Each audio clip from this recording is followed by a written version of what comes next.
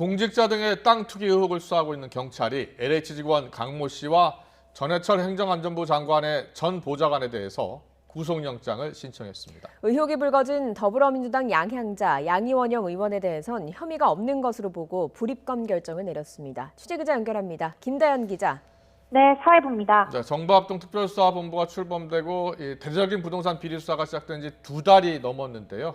지금까지 경찰서 상황 정리해 볼까요?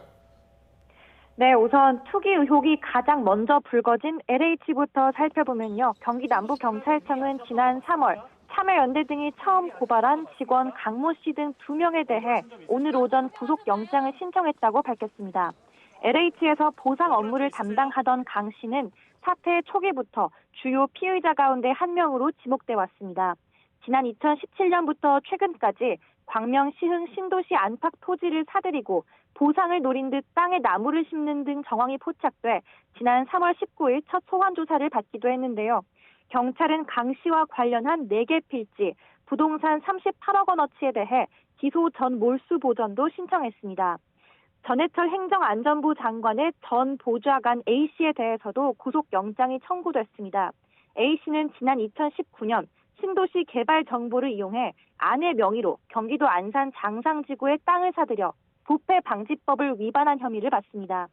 앞서 국민의힘 황보승희 의원은 해당 토지의 3기 신도시 지정 한 달 전 A씨가 2억 넘게 대출을 받아가며 땅을 매입했다고 투기 의혹을 제기했는데요.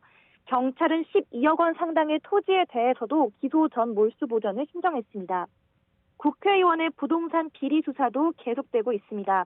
의혹이 불거진 의원 5명 가운데 더불어민주당 양향자, 양이원영 의원은 혐의가 없는 것으로 파악됐는데요. 경찰은 토지 매입 당시 2 의원의 신분이 국회의원이 아니었고 또 내부 정보를 이용할 수 있는 위치가 아니었던 점을 고려했다고 설명했습니다. 그러면서 땅 매입 경위가 내부 정보가 아닌 기획부동산임을 확인했다고 전했는데요.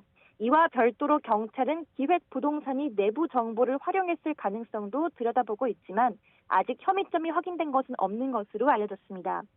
또 경찰은 가족의 투기 의혹이 불거진 국회의원 1명에 대해서는 본인도 연루된 정황이 포착돼 내사 단계에 있다며 수사 대상이 늘어날 수 있다고 말했습니다. 현재까지 특수본의 전체 수사 대상 2,300여 명 가운데 고위공직자는 5명, 지자체장은 10명, LH 관련은 64명 등입니다. 지금까지 사회부에서 YTN 김다연입니다.